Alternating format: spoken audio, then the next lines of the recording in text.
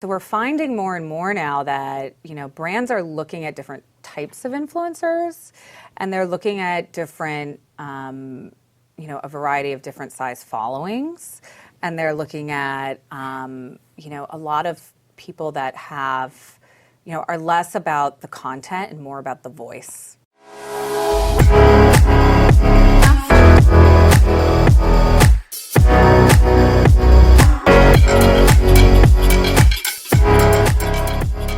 Welcome to Empowerista, a show dedicated to helping you show up and be seen as an entrepreneur.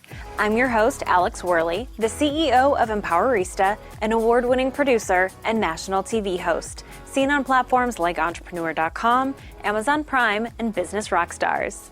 These are the tips and truths to amplify your influence and income.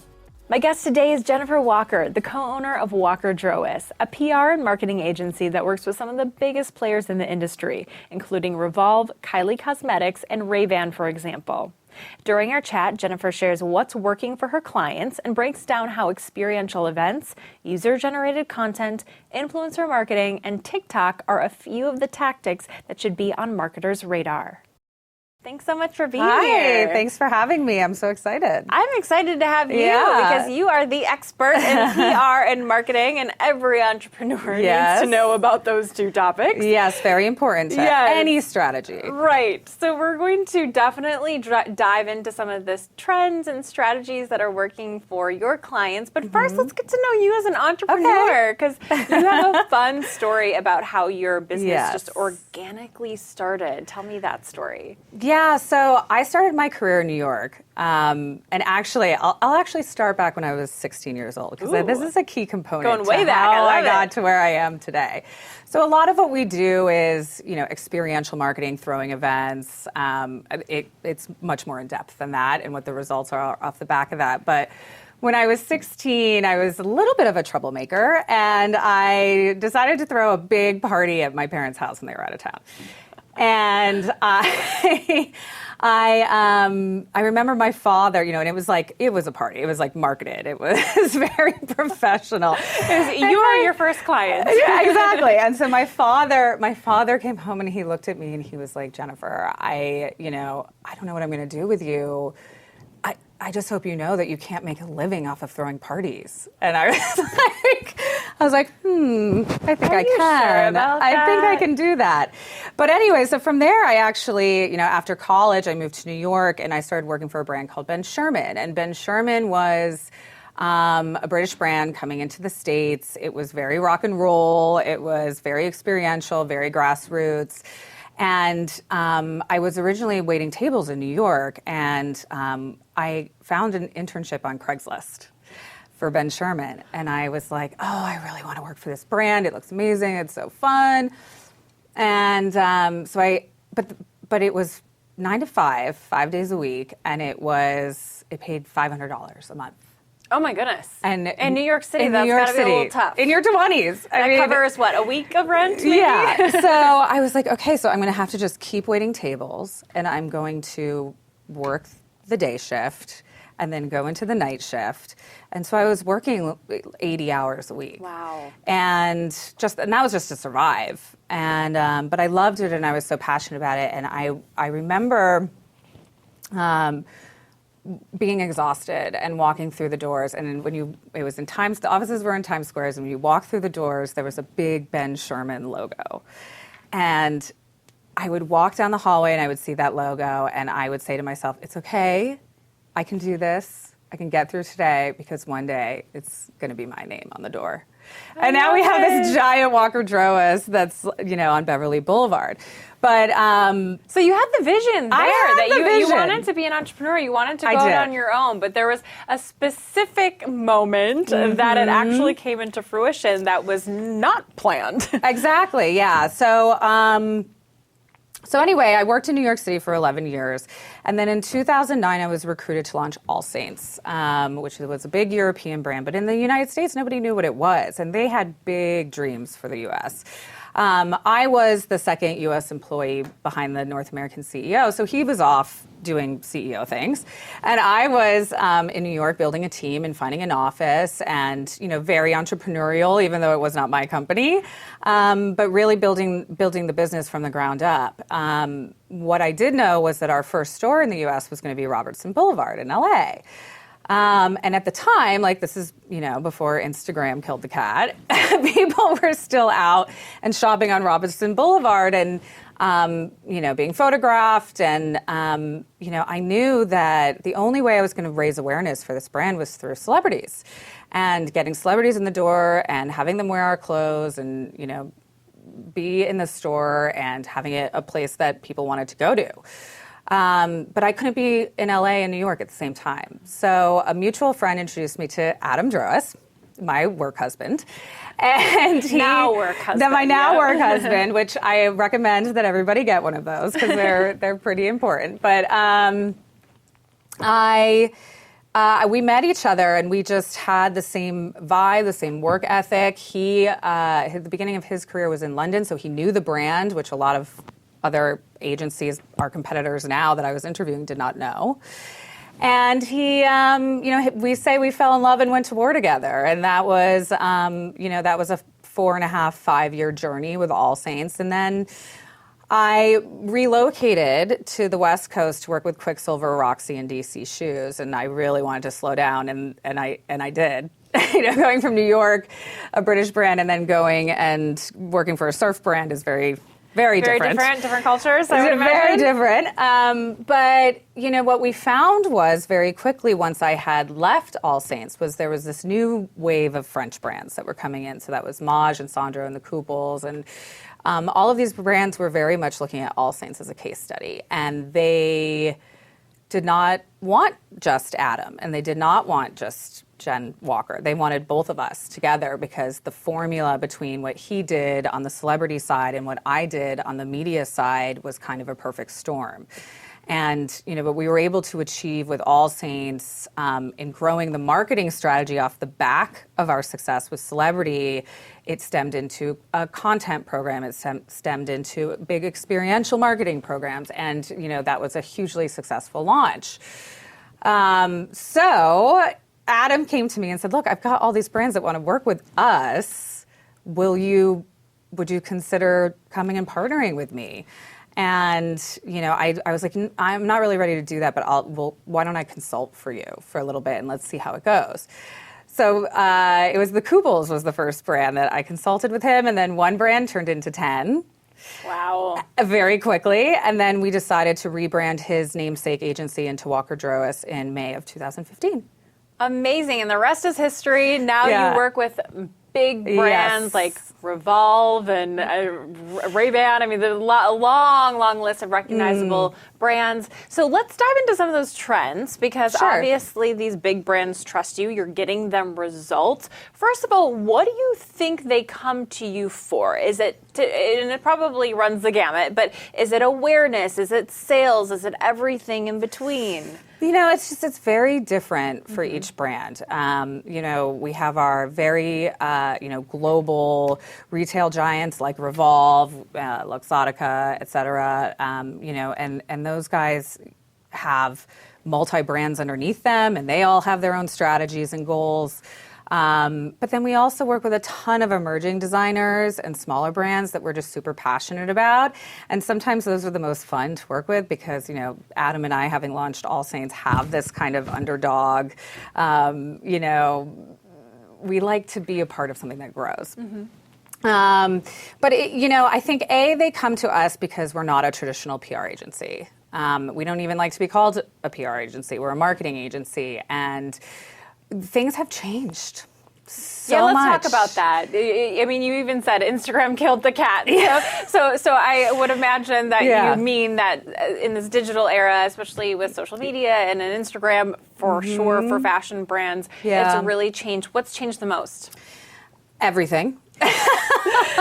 Everything. No, I think, from the media side of things,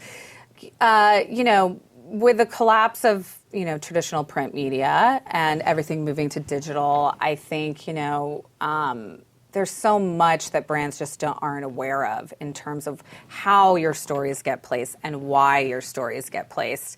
And even from a product placement perspective, product placement is primarily pay to play now, which a lot of brands just don't know.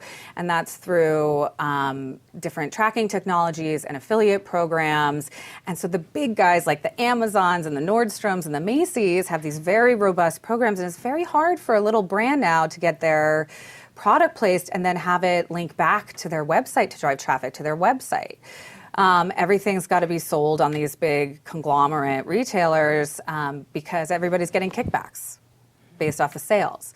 So, all of that is very complicated, and learning how to navigate that and actually be able to maximize exposure because of it, because it can be really great, is one thing. But, the days of a small brand coming in and say, hey, we just want earned media, and here's our collection, and pitch it out, are over. Completely over. So now we have to look at it more from, okay, how can we create news? And how can we create buzz? And what is it about this product what stories can we tell that are actually going to gain some traction on the press side? Because press is still very valuable, but it's about saturation, and it's about finding things that are trending, clickable, and that are going to be successful in the eyes of the publication, and that's how things get placed. Yeah, and probably reframing who you're considering a publication, right? Because with social media, all of a sudden, even your customers are publications because they have these micro-engaged audiences often. So let's give an example. I know off air we were talking about how a lot of times you'll do an experiential event, and then with that, you're attaching the buzz to the timely event, but then also getting user-generated content. So break down an example for me. Yeah, so one of the big things that we do, as I was talking about at the beginning, is throwing events and experiential marketing campaigns. Now, this could be, anything from a small dinner to a large festival to, another cultural moment like a Super Bowl or an Art Basel or something along those lines. And to be clear, when you say a festival, you're not saying that they necessarily put on their own festival. It's like, how can you create? Okay, but probably more often, like there's something like Coachella going on, and they have like a pop-up experience. Right. I'll use an example. We just did a sunglass collaboration with Post Malone. And, Post Malone has his own festival, Posty Fest. And so we were able to really activate at that festival for a very specific target audience in Dallas and create something really dynamic for that brand that was artist integrated. And it was hugely successful for them, both from, not only brand positioning, and the fact that the message was cohesive because we were using the talent that was involved, in creating a collection. But also, user-generated content is just so important these days in terms of spreading the word of mouth via social media. So creating engaged moments are really, really important for brands. And so what was the engaged moment for this specific event? So we had a pop-up Arnett bus that was powered by Sunglass Hut. It was super cool looking, but tons of Instagrammable moments. Everybody in that crowd was wearing a pair of these sunglasses. And so the images that we got off of it and the social tracking that we got was really impressive. It was really exciting. And then, obviously it's him, and he's such a global superstar, so it was a really exciting project. Yeah, so thinking through the lens of what's going to be photogenic, and we've all been on that end where we're like, I have to take a picture of this, or just, take my picture of this background's amazing. For it. So we know what it's like to be on that end. Yeah. So thinking about reverse engineering that, I'm sure, from your end, of what are people going to not be able to resist? Yeah, I mean, it's so funny because, we look at, the queen of all of this is Revolve, right? So any Revolve event, you're going to see, really FOMO-inducing moments where it's just, watching, a flock of people just go and it's like a magnet, and these can range from like anything that's boomerang ability, like a swing set or something like that. Those do really, some really movement. well. The movement, things that people, and now with TikTok, I mean, TikTok is like changing the entire thing again. Ooh, tell me about that. I just got on TikTok. I have no idea how to use TikTok. I'm trying. very old. Yeah, I'm like, oh gosh, the kids these days on TikTok. So tell me a little bit about how brands are either already using or thinking about using TikTok. It's just starting to bubble up. There are now TikTokers, just as there are YouTubers. So there's some TikTokers that have substantial followings, and I think brands are just starting to tap into those influencers as a part of their influencer program. I think with some of these celebrity TikTok videos that have been going viral, I think we'll see a lot more of that type of paid programming where brands are actually hiring celebrities to do TikTok instead of Instagram. Instagram's making it very challenging for some of these like macro influencers and celebrities to get visibility anymore with their audiences because they change the algorithm so frequently that now it's like 2 to 4% of the audience actually sees the content. But on TikTok, you can actually... The Wild Wild West, yeah. And, press is picking up TikTok videos. So if you had the right celebrity doing the right fun TikTok video, you've got press gold. Yeah. Oh, interesting. So do you think Instagram's going to be dying anytime soon? Do you think it's still relevant? It's okay. Yeah. So it's still relevant. It's just that TikTok is opening up this whole new opportunity that has some positives that Instagram no longer has. Yeah, and I think it's just a different kind of content. It's fun, it's different. There's video. I mean, and the problem that I have with it is that there's so many options. So I'm like, what do I do? But it's so creative, and I think that it's not like you're going to be scrolling through a bunch of still photos anymore. And, again, it comes down to storytelling. A TikTok video allows you to tell a much more creative story than Instagram does.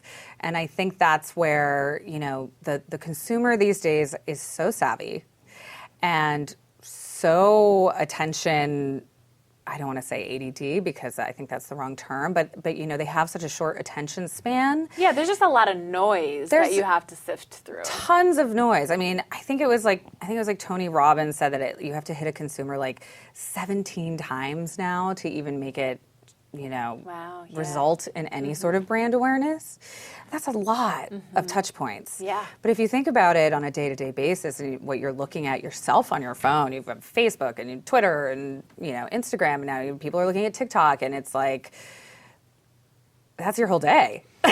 Yeah, and I think it becomes really overwhelming because a lot of our entrepreneurs are new at this. They don't have an entire team to help them with all the platforms. So I think it can be helpful to really narrow it down in the beginning and ask yourself, where is my audience and where is my message going to resonate the most? The beauty of all of this is that it's all trackable.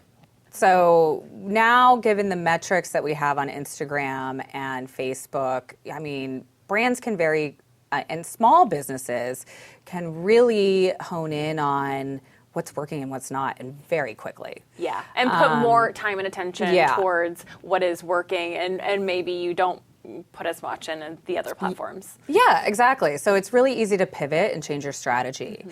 Also, Instagram influencers are very expensive.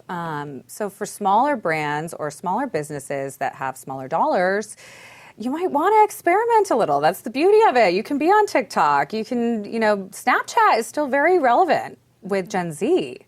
So there are all these different mechanisms that you can use. And I think it's really actually a fun time to be a marketer. There's just a lot of different ways. It's a little bit overwhelming, and like you said, there are teams dedicated to specific platforms. A brand that's really great on Instagram might have to hire a whole new team for TikTok. You know, because it's like Different you're styles. experts in different. It's like any digital marketing department will have, you know, an expert in SEO, an expert in social ads, an expert in, you know, email marketing. You can't have one that does everything. So, and does it well. So Yeah. it's really fascinating. But I think that it's the new wave. I think it's just as valuable as press. I think that the two can go hand in hand together if you're smart. And we've seen it be very successful for a lot of our brands. And Yeah. that's the difference between, you know, our agency and traditional agencies, is that we are able to connect the dots because we offer a variety of services. So we know how to tie a celebrity with a TikTok campaign with a press strategy behind it. We don't do just one or the other. And so I think that's what brands are really struggling with, and that's what they're looking to find. Yeah, and reframing, ultimately what you want is viewers, right? So if viewers are on social media just as much, if not more, as, you know, earned media, then that's where you want to be. And then the beauty of it, like you said, is sometimes social media becomes the story that press wants to cover. So Yeah, great absolutely. that you're thinking strategically Yeah. like that. Yeah. So you mentioned influencer marketing. Let's talk about that a little bit. Yes. First of all, I want to know, do you think it's going anywhere? And secondly, how has it evolved? Oh gosh, I don't think it's going anywhere, but I do think it will evolve from what it has traditionally been and where it will go. Honestly, I think it's really interesting because like I was saying before, it's about the consumer is so savvy. And you really have to find the influencers that speak to your consumer. And we've seen this with a variety of brands where, you know, some hit and some don't. And sometimes it's the unexpected ones that hit, or the smaller ones that hit, and not your big macros with all this influence and power. So we're finding more and more now that, you know, brands are looking at different types of influencers, and they're looking at different, you know, a variety of different size followings, and they're looking at, you know, a lot of people that have, you know, are less about the content and more about the voice and the message. And that is really interesting. So that comes down to a lot of words, whether it's in your caption or if it's video, what you're actually saying, and having a point of view, Yeah. and not just being the aesthetics. Because I think Yeah. that's what it used to be. Is it used to, you know, maybe 5 years ago it was okay just to take a pretty photo and post it up with an emoji. but now it's about really having like a person behind the aesthetic, right? Yeah, or delivering a powerful message. You know, I think what we're looking at with, you know, the next generation that's coming up, and a lot of brands are trying to get ahead of this Gen Z wave, you know, moving on from the millennials who are now old. Which is terrible, so that makes me feel very old. I know. It's terrifying to say because it used to be all about the millennial, but now it's all not our moment anymore. But you know what we're finding is that they are very saturated, and they are all very consumed with social media and the messages that they're getting, but they're also concerned about a lot of things that are, you know, pretty advanced for their age groups, and probably what the millennials were not really focused on. Like, you know, we're finding a lot of brands focusing in on sustainability and environmental issues and manufacturing processes, and that's, I think, a legitimate, you know, concern across the industry. But I also think that that's a huge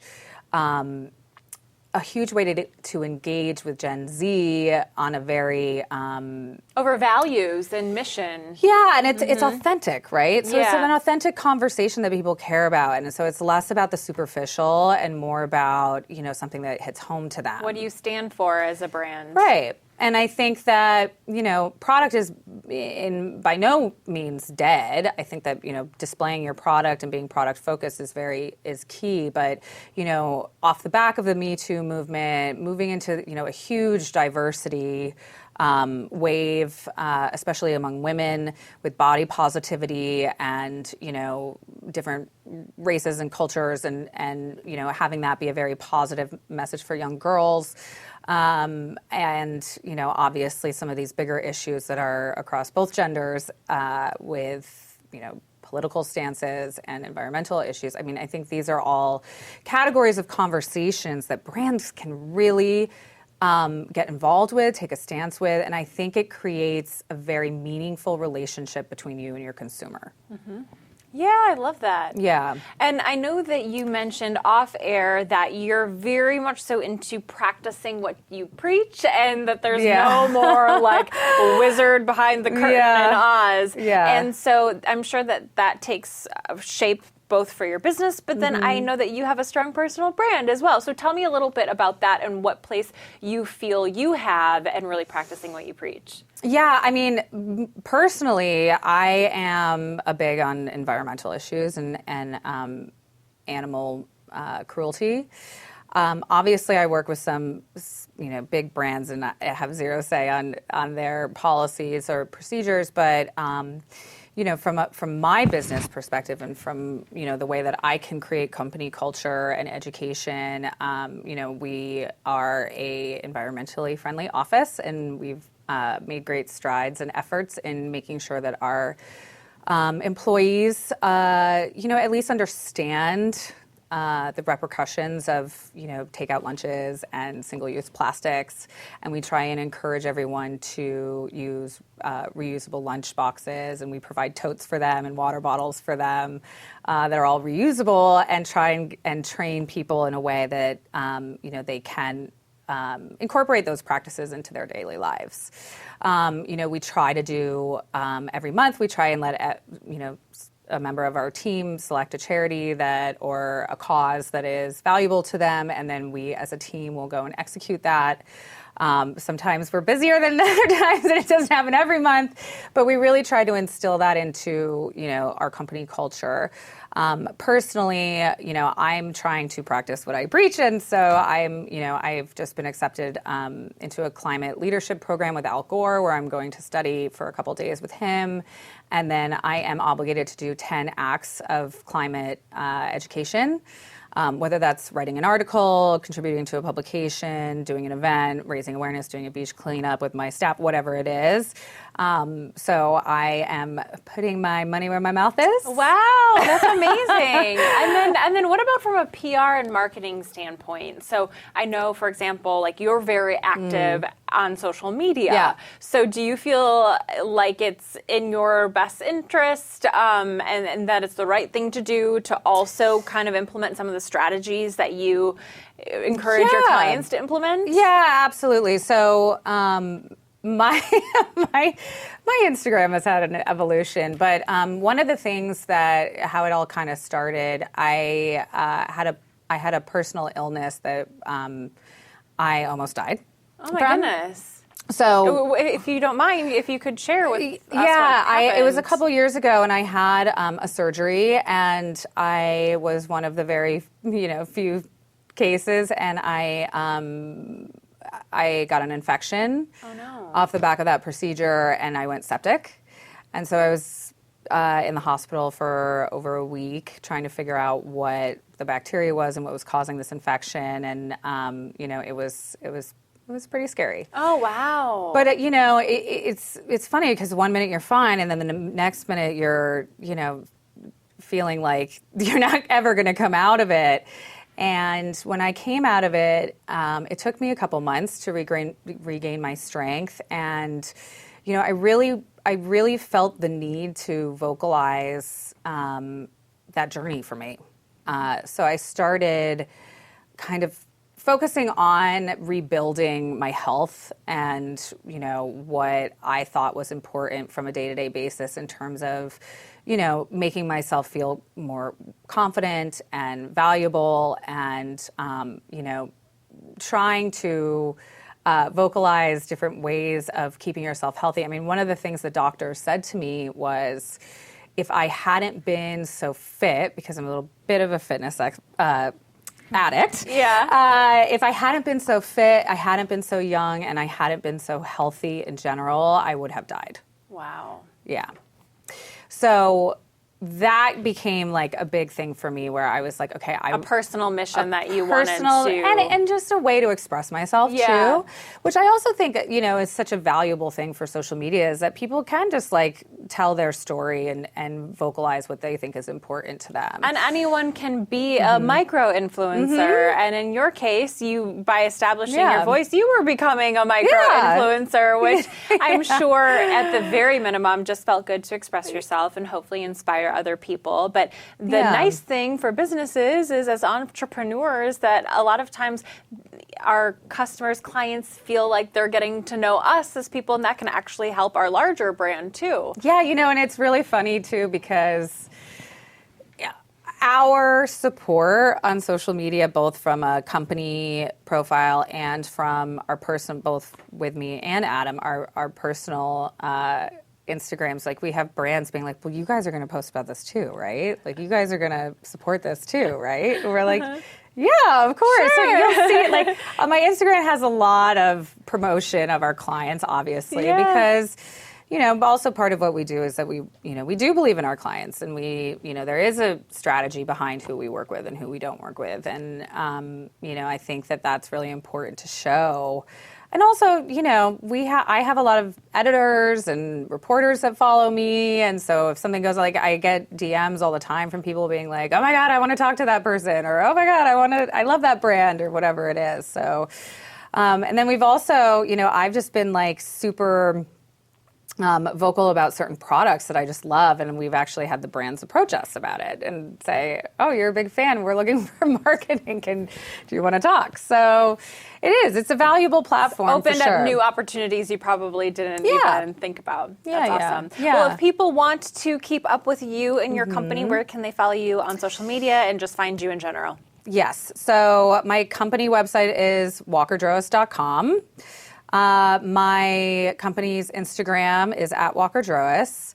My personal Instagram is @_Jennifer_Walker_. There's a lot of us out there. There's a lot of Jennifer Walkers. It was really hard to find that handle. And that's where we are. Awesome. Well, thank you so much for your time and sharing your story. Yes, thank you so much. This was so fun.